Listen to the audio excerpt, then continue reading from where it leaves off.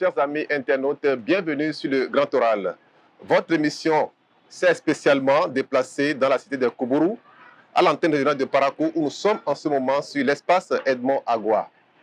Nous venons d'inaugurer le studio Rekia Madougou, qui est une figure emblématique de l'opposition.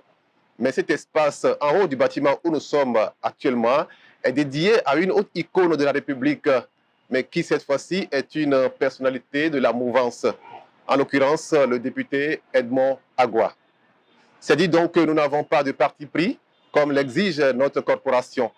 Et chaque Béninois, qu'il soit de l'opposition ou de la mouvance ou de la société civile, est le bienvenu sur nos plateaux.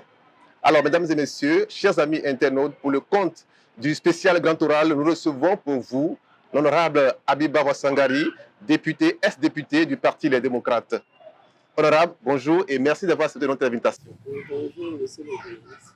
Je co-anime cette émission avec celui que vous connaissez toujours, le baobab, comme vous le savez, Aboubakar Takou, mon confrère. Aboubakar, bonjour. Merci, cher confrère. Merci, honorable député. Exactement. Alors, notre chère maman, qui est également députée, ex-députée, j'allais dire, à l'Assemblée nationale. Mais on est député à vie, donc Exactement. ils n'ont plus le S, elle est députée, elle est Députée, députée. effectivement. Il faut mieux dire ex-député. Non, elle doit assumer Alors, ses collègues c'est ça, effectivement. Vous avez été député, donc vous l'êtes à vie. encore que vous pouvez l'être encore d'ici là. On ne sait jamais. Bien, alors, cher honorable, vous avez effectué ce déplacement pour inaugurer ce studio, je dirais, du siège de notre groupe de presse, le Béninois Libéré, et qui porte le nom de votre candidate, Rekiat Madougou. Dites-nous, pourquoi ce sacrifice? Merci, monsieur le journaliste. Vous avez bien dit qu'il porte le nom de Rekia Madougou, notre candidate, effectivement. D'abord, je dois vous remercier pour cette invitation, parce que ça va me permettre de dire ce que je pense à la population, à nos militants. Et je vous dis merci. Je me suis déplacé, c'est pour trois objectifs. D'abord, je suis venu pour répondre à un problème de cœur. Comme vous avez dit, c'est notre présidente. Ensuite, c'est pour répondre à un devoir de militant. Et à la fin, c'est pour témoigner ma douleur et ma compassion. Quand on sait que cette femme, cette brave femme, est gardée illégalement. Parce que quand on est gardé pour ses opinions en prison, on peut dire que c'est illégal. Parce qu'on est dans un pays démocratique. Si effectivement nous sommes dans un pays démocratique. Donc elle est gardée pour ses opinions. Je dois venir manifester quand même ma douleur et puis ma compassion. C'est pourquoi je suis ici. Alors, merci pour cette réponse assez exhaustive. Alors, le président Talon, au cours de l'audience qu'il a accordée à votre parti LD, a marqué son refus de soutenir le projet d'amnistie et allait même à dire qu'il ne comptait pas gracier Rekiat Madougou. Comment avez-vous apprécié ce refus-là? Vous savez, ce jour-là, ça a été un choc pour le peuple béninois. Parce que le président Talon est le père de la nation. Mais quel que soit ce que font ses fils, il doit pardonner. Le fait de dire que le pardon est une faute, moi je crois que ça ne vient pas du fond de son cœur. Parce qu'il connaît ce que c'est que le pardon. Donc aujourd'hui, il doit pardonner. Vous savez, Rekia, Aïvo et tous les autres détenus politiquement. Donc, comme je disais, ça a été un choc. Et je crois que le président Talon, pour quand même dire au peuple béninois ce qu'il a dit, il a dit certainement, pour flatter le peuple, il peut revenir sur sa position. C'est possible. Parce que les libérés, c'est une solution politique. S'il le veut aujourd'hui, cette nuit, ils vont sortir. Donc moi, je vais lui demander de prendre le bâton, de taper et de donner la carotte. Parce que nous sommes tous des Béninois. Chacun a besoin de son prochain. On ne sait pas ce que demain nous réserve. Honorable député, moi j'ai une question. Et vous voyez,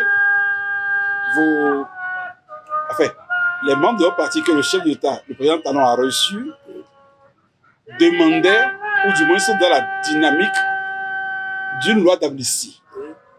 Ils ont fait la proposition au Parlement, mais récemment, vos députés n'ont pas voté, ne serait-ce que le vote du budget.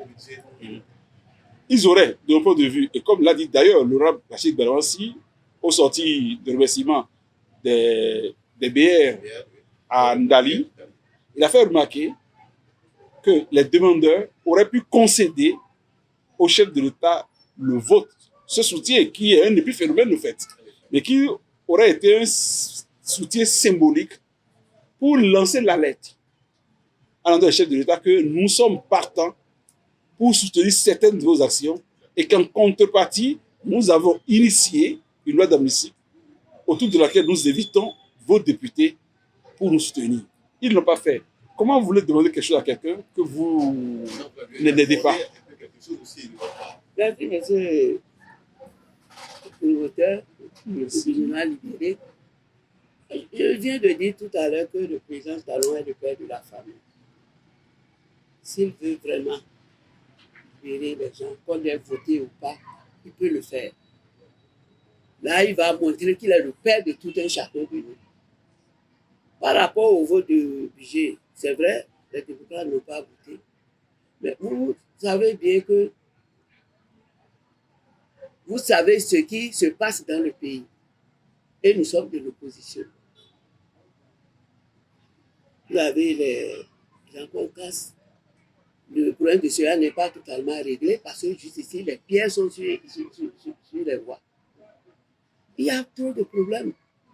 Vous êtes neutre, mais vous ne pouvez pas me dire que ici, on ne sait pas ce qui se passe dans le pays. Les gens sont mécontents. Donc, qu'on vote ou pas, si le président Talon veut régler les choses, veut calmer les esprits, il peut les libérer. Mais il a fait une concession.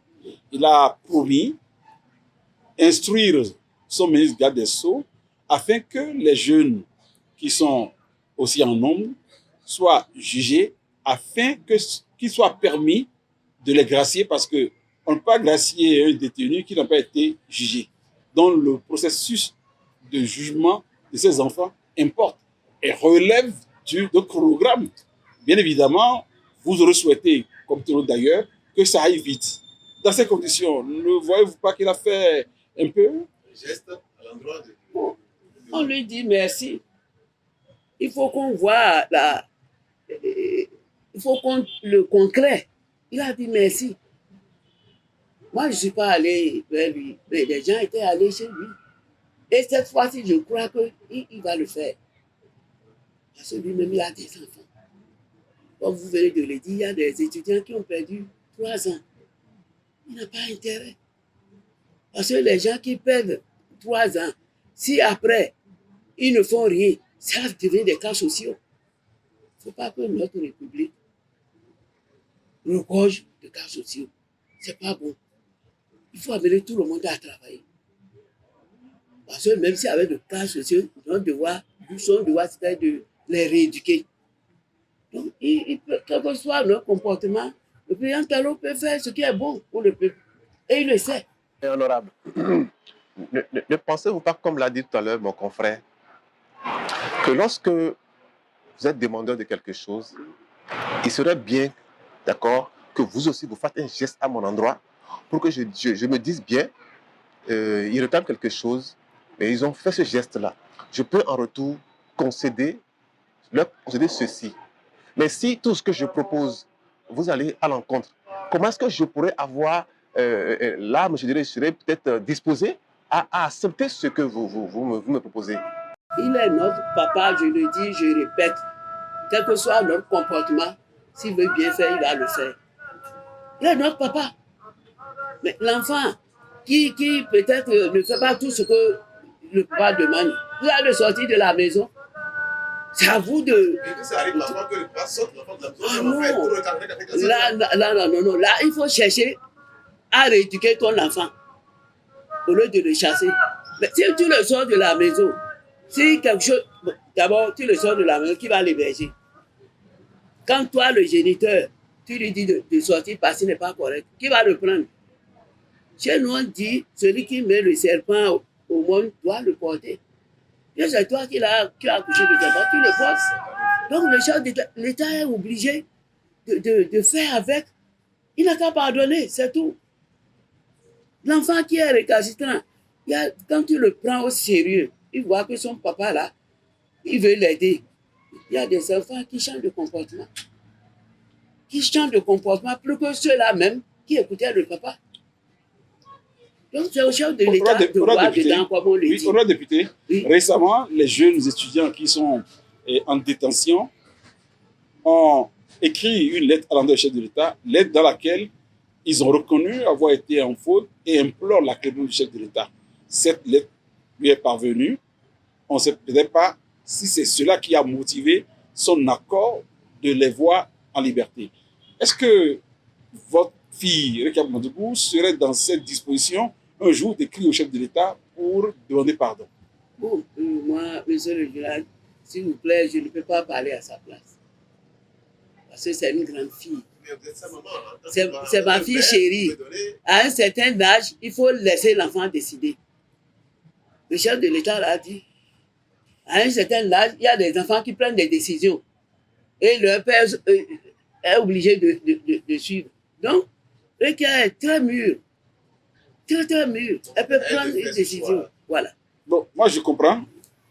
Elle, dans sa position, elle est mûre comme vous l'avez dit. Oui. Dans sa position, Rekia n'est pas dans cette disposition pour, d'abord, n'ayant pas fait appel de la décision, ça veut dire qu'elle ne reconnaît pas du tout sa culpabilité. Oui. Il lui sera difficile d'attendre de cette personne qu'elle présente des excuses. Mais est-ce que les démocrates ne peuvent pas le faire à sa place?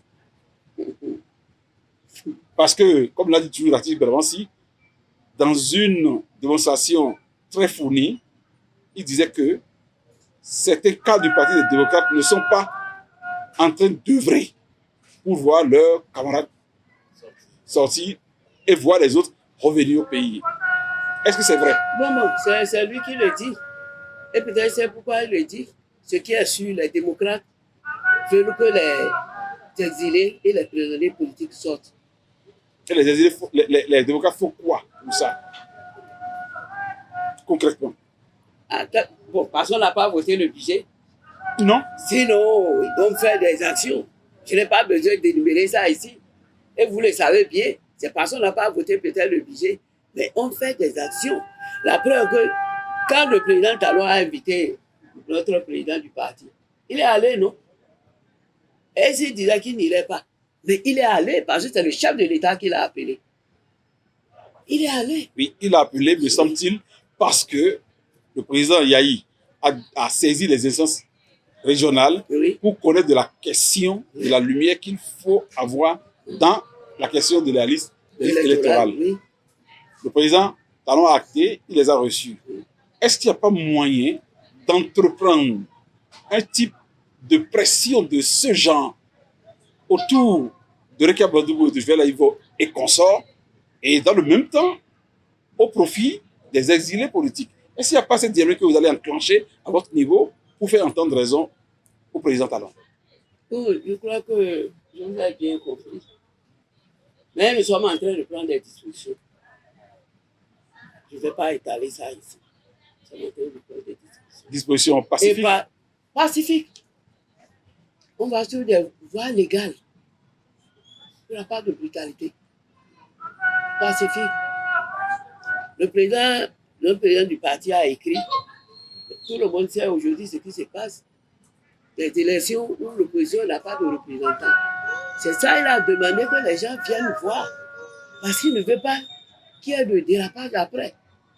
Il pourrait jeter, mais lui ne veut pas, il veut de la paix. C'est pourquoi il a écrit.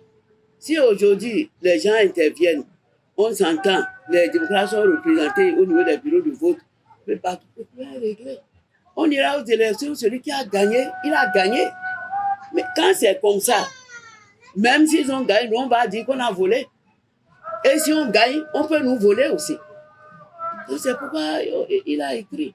C'est simple. C'est pour qu'il y ait la paix dans le pays. Moi, je veux ajouter une question.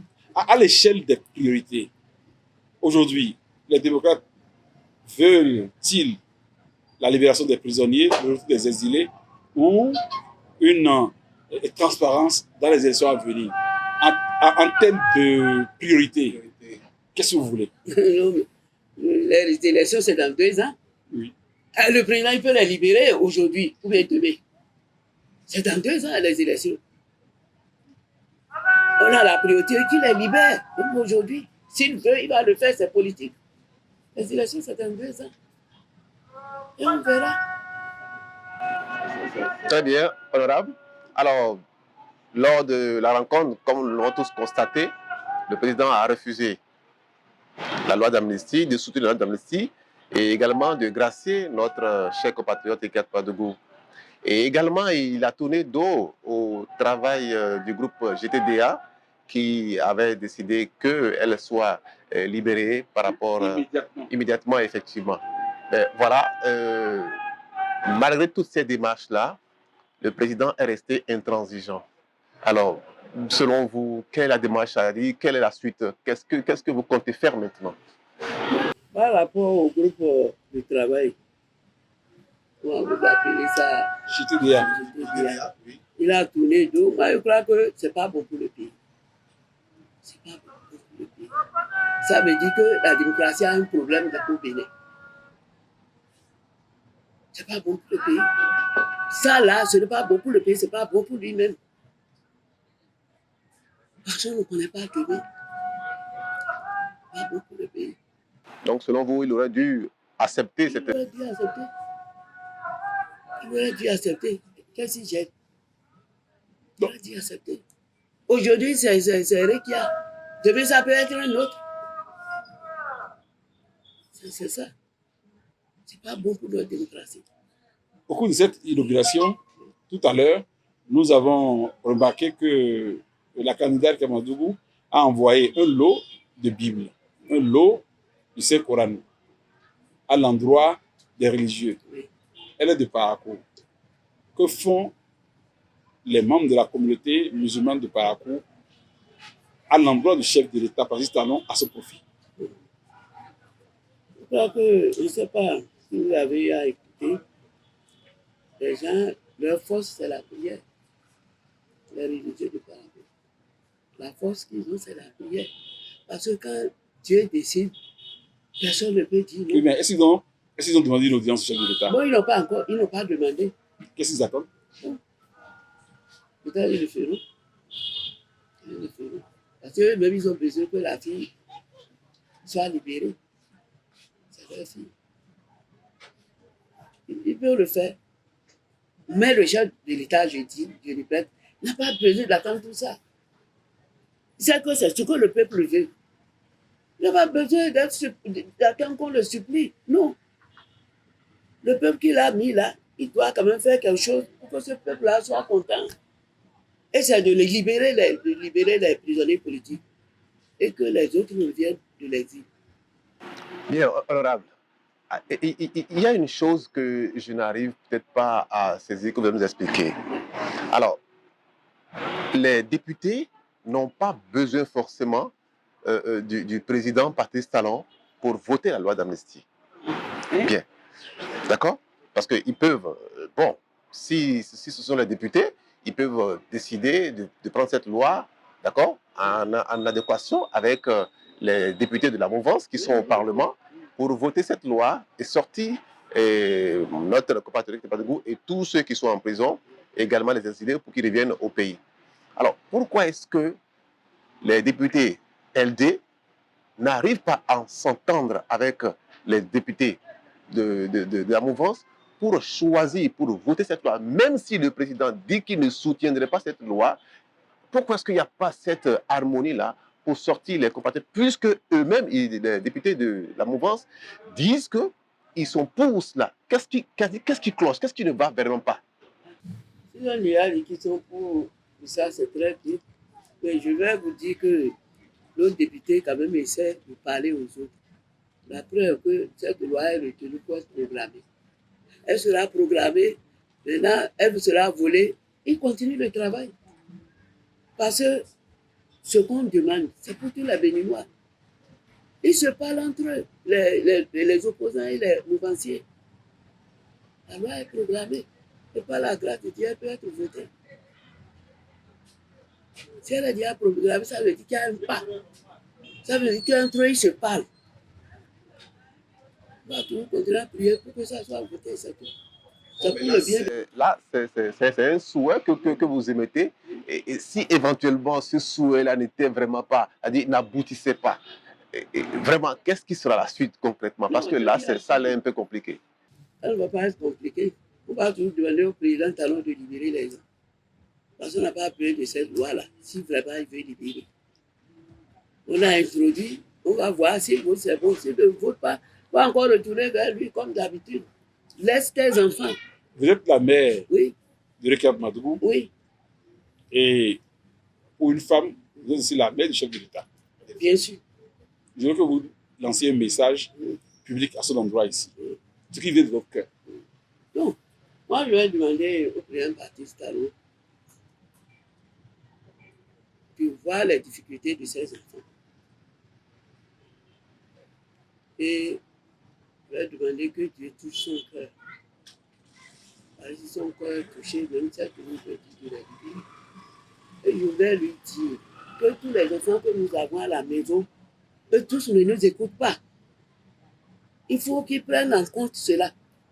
Mais malgré ça, on ne peut pas les chasser.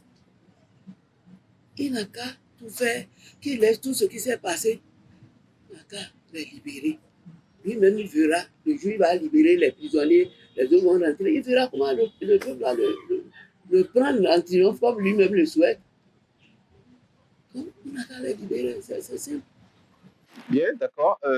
Alors, nous allons revenir à notre consoeur qui, effectivement, est toujours en détention. Alors, aujourd'hui, vous qui allez de temps en temps la voir, vous qui la rencontrez et qui la voyez, dites-nous quel est aujourd'hui son moral, étant donné que comme l'a dit tout à l'heure mon confrère, elle a donné, elle a distribué des Bibles, j'allais dire, et des Corans à ses compatriotes. Quel est son moral aujourd'hui? C'est une dame qui a le moral haut. Et si elle a distribué les Bibles, les Corans, c'est une fille qui prie beaucoup. Et ce n'est pas parce qu'elle est aujourd'hui incarcérée qu'elle le fait. Et qui a prié depuis son jeune âge. Parce qu'elle est née dans une famille musulmane, elle a été éduquée pour connaître Dieu.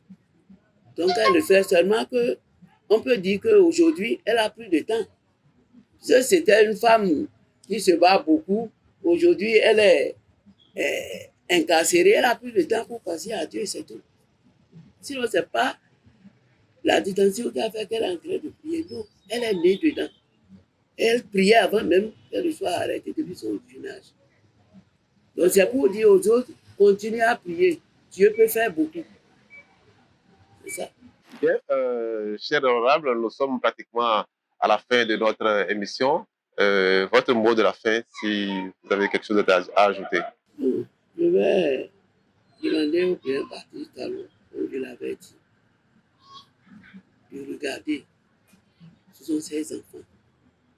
La carte est libérée, ça ne va pas lui coûter quelque chose. La carte est libérée, il verra la réaction du peuple. Et il saura que le peuple tenait beaucoup à leur libération. La carte est libérée. Et à ma fille chérie, je vais lui souhaiter bonne santé. On va continuer à prier. Parce qu'en tant que femme politique, on a souvent besoin de voir quand même du relève. Et je crois que Eric a été une de ces relèves-là. C'est une fille qui doit aller loin dans la politique. Parce que nous avons besoin de femmes aussi. Travaillez comme vous le faites. On a besoin de femmes. Donc nous, en tant que leader femmes, c'est notre combat. Ça fait que les femmes qui se démarquent, les filles qui se démarquent, on est obligé de les soutenir. Et par la grâce de Dieu, elle sera en bonne santé. Dieu va toucher le cœur du président Talon. Elle va sortir. Très bien, maman, merci. Alors, l'émission a un principe.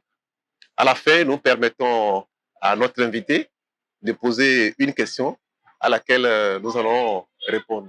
Bon, monsieur, c'est vous le directeur régional. Oui.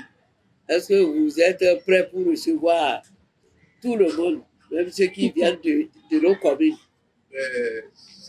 Parce qu'on va vous envoyer des gens, c'est pourquoi je pose la question. Exactement, on l'a dit tout à l'heure dans notre discours d'inauguration et également sur le plateau, on l'a également évoqué.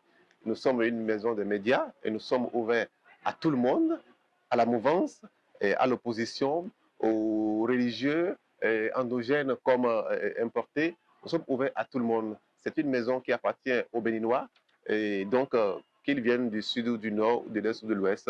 Nous sommes ouverts et nous allons les accueillir à bras ouverts. Je vais compléter en ressortant cette anecdote. Tout à l'heure, il y a un groupe de jeunes qui m'a approché en me disant, vous, Takou, c'est vous qui osez mettre le nom d'Eric Amadou sur votre studio. J'ai dit oui. Il dit, mais vous ne nous aimez pas. Vous êtes contre les démocrates, vous écrivez contre nous, vous parlez comme tous les jours. J'ai dit, le journaliste n'a pas de bord. Exactement. Tantôt, aujourd'hui, il est mouvancier, demain, il est opposant. Donc, comprenez-nous que dans notre liberté d'opiner, il peut arriver qu'on vous dénonce, comme il peut arriver qu'on prendra votre position. Et que nous, on n'a pas de parti. Donc, maman, tu dois savoir que nous sommes basés ici pour tout le monde. Et c'est les démocrates eux-mêmes qui nous fuient parce qu'ils estiment que nous sommes trop estampillés mouvance. Bien évidemment, on a des amis de la mouvance. Et ce que le président Talon fait, il fait du beau, c'est faut l'avouer. Donc, quand nous disons ce qu'il fait, nous le critiquons en bien comme en mal. Comprenez que nous sommes dans le cadre de notre métier. Profitez de nous, comme nous allons profiter de vous aussi, parce que votre venue ici participe de l'évolution de notre média, de la quête de cette audience derrière laquelle nous sommes. Donc, vous nous aidez déjà comme ça. Et il a fallu que vous soyez ouvertes pour comprendre que nous n'avons pas de parti pris au groupe de presse de Béninois libéré pour venir. Il y en a parmi vous du LD qui, quand ils nous voient, bon, nous sommes la bête noire, nous sommes les enfants de Patrice Talon. Alors que dans le même temps, on est rejeté. Donc, on lit beaucoup. Je lis beaucoup ce que vous écrivez. Oui, oui. Merci, maman. Vraiment, je vais vous souhaiter du courage. Merci. Et longue vie au journal Béninois libéré. Béninois libéré, à la télévision aussi. Merci, maman. Peut-être de temps en temps, si on est ici, on a des activités, on va passer. Amen. Ah, merci. Bien, mesdames et messieurs, vous l'aurez compris, c'était l'émission Le Grand Oral. Nous étions sur l'espace Edmond Agoa et avec comme invité l'honorable Abiba Wassangari. Merci de nous avoir suivis très prochainement pour une nouvelle émission.